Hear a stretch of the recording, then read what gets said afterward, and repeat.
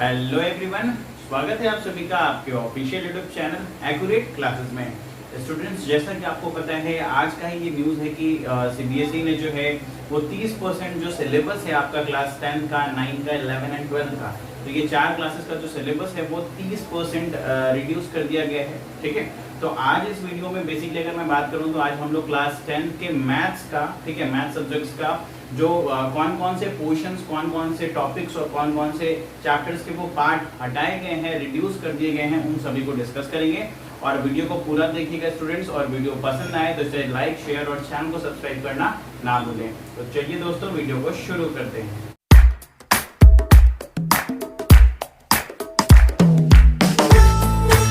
तो देखिए स्टूडेंट्स, सबसे पहले अगर मैं बात करूं तो आपको ये पता होना चाहिए कि जो आपका मैथ्स का पेपर होने वाला है, ठीक है, बोर्ड एग्जाम में, वो उसका कोड नंबर क्या है। तो द कोड नंबर इज 041। ठीक है, और यहाँ पे मैंने आपको चैप्टर्स बताया है, कौन कौन से वो चैप्टर्स है और उनमें से कौन कौन से टॉपिक्स को हटाया गया है, यानी रिमूव टॉपिक कौन कौन सा है उसको मैंने यहाँ पे लिखा है। ठीक है, तो चलिए एक एक करके देखते हैं। सबसे पहले आता है यूनिट 1 में। यूनिट 1 में आपको पता है कि नंबर सिस्टम है, आप लोगों ने पढ़ भी लिया होगा इस चैप्टर को। तो इसमें जो रियल नंबर है, ठीक है, चैप्टर, उसमें आपको यूक्लिड डिवीजन लेमा, जो कि जिसका मतलब देखा जाए तो प्रूव करने के लिए बेसिकली हम लोग इसको यूज करते थे। ठीक है, तो वो ये इसमें हटा दिया गया है। और इससे क्वेश्चंस किस टाइप के आते तो मैं आपको बता दूं। जैसे आपने बनाया हुआ क्वेश्चन की that n will be divided by some numbers, ठीक है, या p and the question will be q and the remainder will be r। तो इस तरीके का जो क्वेश्चन था जिसमें आपको प्रूव करना था दैट की 4m+1, 4m+3, 4m+2, इस तरीके से आपको जो प्रूव करना होता था यूक्लिड डिवीजन लेमा को यूज करके, उसको बेसिकली इससे हटा दिया गया है। ठीक है, चलिए नेक्स्ट अगर मैं यूनिट 2 की बात करूं तो यूनिट 2 में जो अलजेब्रा है, अलजेब्रा में बेसिकली देखा जाए तो 4 यहाँ पे सब चैप्टर्स हैं। ठीक है, तो सबसे पहले पॉलिनोमियल की बात कर लेते हैं। पॉलिनोमियल में बेसिकली स्टेटमेंट वाले क्वेश्चंस को हटा दिया गया है, जो कि डिवीजन एल्गोरिथम पे बेस्ड थे, उनको इसमें से हटा दिया गया है। ठीक है, और पेयर ऑफ लीनियर इक्वेशन की मैं बात करूं इन टू वेरिएबल्स, उसमें एक मेथड था क्रॉस मल्टीप्लिकेशन मेथड, उसको भी हटा दिया गया है। देखा जाए तो स्टूडेंट्स ने मतलब शुरुआती जो चैप्टर्स हैं, अभी सिलेबस की मैं बात करूं तो बहुत सारे स्टूडेंट्स एपी तक पहुंच गए होंगे। ठीक है, तो ये सारी चीजें स्टूडेंट्स ने पढ़ ली है, लेकिन कोई बात नहीं है। देखिए, नॉलेज के लिए बेसिकली हम लोगों को पढ़ना चाहिए, ना कि सिर्फ मार्क्स के लिए। ठीक है, तो अगर मैं कहूं कि इसमें क्रॉस मल्टीप्लिकेशन हटा दिया गया, और जैसा कि आपको पता है लीनियर इक्वेशन में अपने को 3 से 4 मेथड पढ़ने थे। ठीक है, इसमें एक एलिमिनेशन भी था, सब्स्टिट्यूशन भी था। ठीक है, और जो क्रॉस मल्टीप्लिकेशन था ग्राफिकल मेथड था, तो उसमें से एक क्रॉस मल्टीप्लिकेशन जो मेथड है उसको हटा दिया गया है।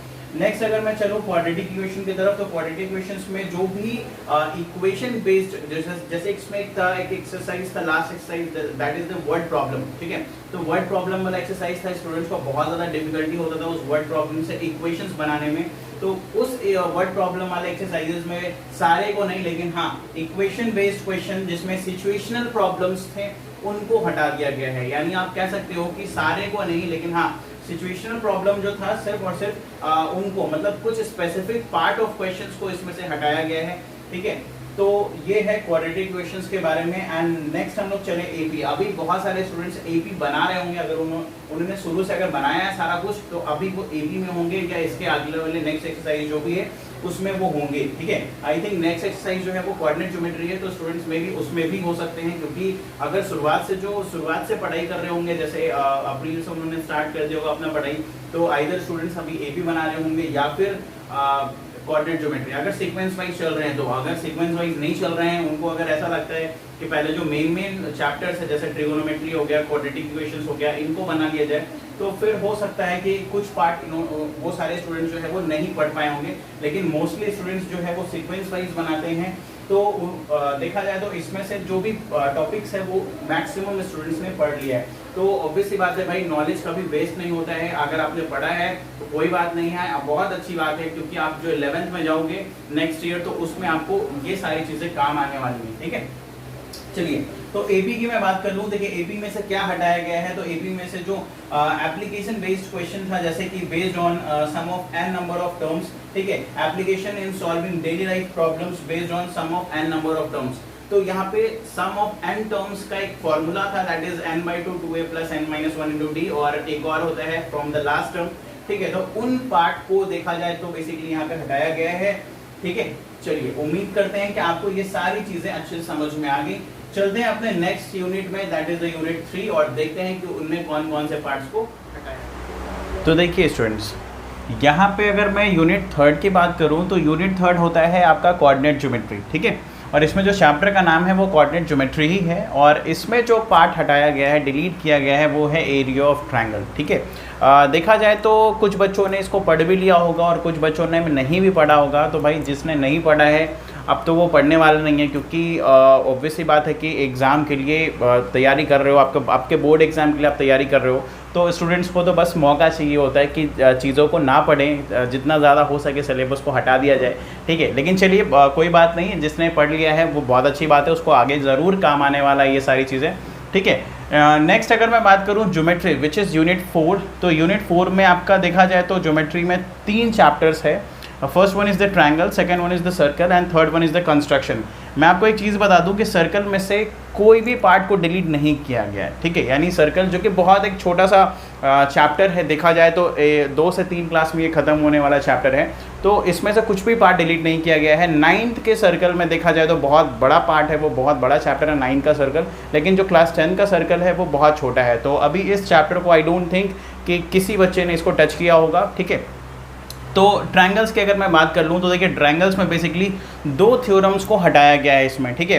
पहला जो थ्योरम है वो क्या है मैं आपको बता दूं। पहला जो थ्योरम है वो है the ratio of the areas of 2 similar triangle is equals to the ratio of the square of their corresponding sides. यानी कि एक थ्योरम था जिसमें कुछ ऐसा था कि that area of triangle A B C divided by area of triangle P Q R is equals to A B square by में P Q square is equals to B C square by में Q R square बराबर फिर हो जाएगा आपका A C square divided by P R square. तो basically ये वो थ्योरम है जिसको बेसिकली क्या किया गया है, हटा दिया गया है, ठीक है।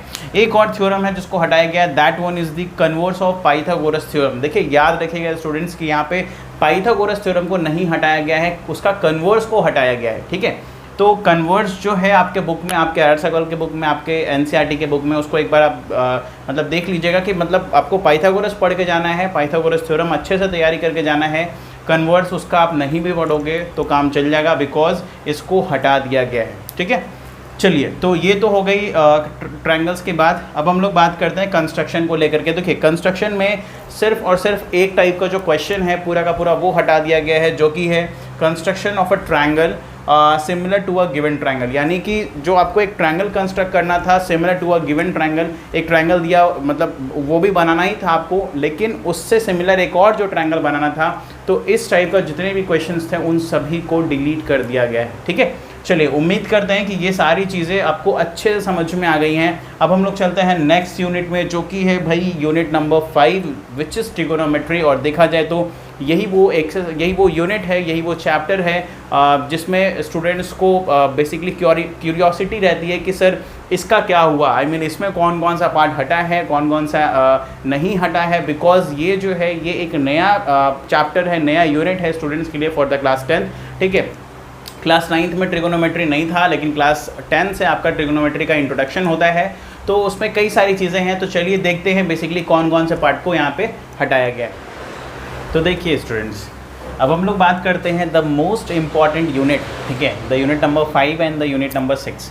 Unit number 5 which is trigonometry. और ट्रिगोनोमेट्री की अगर मैं बात करूं तो बहुत सारे बच्चे होंगे जो कि इस चैप्टर को कर लिए होंगे, इस यूनिट को कर लिए होंगे, ठीक है, क्योंकि मोस्ट ऑफ द टीचर्स जो है वो सबसे पहले इसी यूनिट को टच करते हैं, क्योंकि देखा जाए तो ये काफ़ी वास्ट है। और दूसरा फैक्टर ये है कि ये एक नया चीज़ है, नया चैप्टर है, नया यूनिट है फॉर क्लास 10th स्टूडेंट। तो मोस्ट ऑफ द टीचर्स और मोस्ट ऑफ द स्टूडेंट्स पहले इसको प्रेफर करते हैं इस पूरे यूनिट को करने का, ठीक है।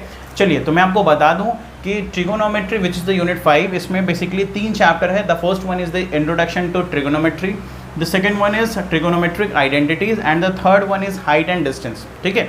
तो इसमें से क्या क्या चीज़ डिलीट हुआ मैं आपको बता दूं। तो इंट्रोडक्शन ऑफ ट्रिगोनोमेट्री में आपको क्या करना है, you have to motivate the ratios whichever are defined on 0 degree and 90 degree. यानी कि आपको वो सारे क्वेश्चंस कर लेने हैं जो कि 0 डिग्री और 90 डिग्री पे बेस्ड है, ठीक है। तो ये है आपका इंट्रोडक्शन टू ट्रिगोनोमेट्री में। सेकेंड है ट्रिगोनोमेट्रिक आइडेंटिटीज। तो इसमें से जो हटाया गया है वो है T ratios of complementary angle. ये बेसिकली एक चैप्टर है, ठीक है। तो ये पूरा का पूरा चैप्टर जो है इसको हटा दिया गया है। इसके बाद हाइट एंड डिस्टेंस, जो कि बहुत ज़्यादा इंपॉर्टेंट चैप्टर है फ्रॉम द ट्रिगोनोमेट्री यूनिट। तो इसमें से कोई डिलीशन नहीं किया गया, यानी कुछ भी पार्ट इसमें से हटाया नहीं गया, ठीक है। The next unit is also important for every student because this one is the mensuration, जो कि students, most of the student जो है बहुत टाइम टेकिंग चैप्टर उसको बोला जाता है, बहुत समय लगता है इस चैप्टर को बनाने में, ठीक है, क्योंकि चैप्टर तो बड़ा है ही, खास इसमें एक्सरसाइज भी काफ़ी सारे हैं। तो इसमें देखा जाए तो देखो, आपको जो सबसे मेन कह सकते हो कुछ नया चीज़ था इसमें, जो कि क्लास 10th में पढ़ना था फ्रस्टम से रिलेटेड, तो वो इसमें हटा दिया गया। मैं आपको एक एक करके बता दूं कि इसमें 2 चैप्टर है मेंसुरेशन में, यूनिट 6 में, which is first one is the area related to circle and the second one is surface area and volumes, ठीक है। So area related to circles में आपको सेंट्रल एंगल 120 डिग्री बेस्ड जितने भी question थे वो सब हटा दिए गए हैं। अब आप बहुत सारे बच्चों ने ये चैप्टर तो पढ़ा ही नहीं है, तो उनको पता ही नहीं होगा कि सेंट्रल एंगल क्या होता है। तो मैं आपको बता दूं कि जब एक सेक्टर का फॉर्मेशन होता है, जब एक सेक्टर का फॉर्मेशन होता है, बेसिकली इसको सेक्टर कहते हैं गाइस, ठीक है। This will be the sector, ठीक है, जो कि आप एक कह सकते हो एक पिज़्ज़ा का स्लाइस होता है ना, पिज़्ज़ा का एक स्लाइस जिसको आप कहते हो, ठीक है। So this one is called the sector. इसको हम लोग क्या बोलते हैं भाई, सेक्टर बोलते हैं।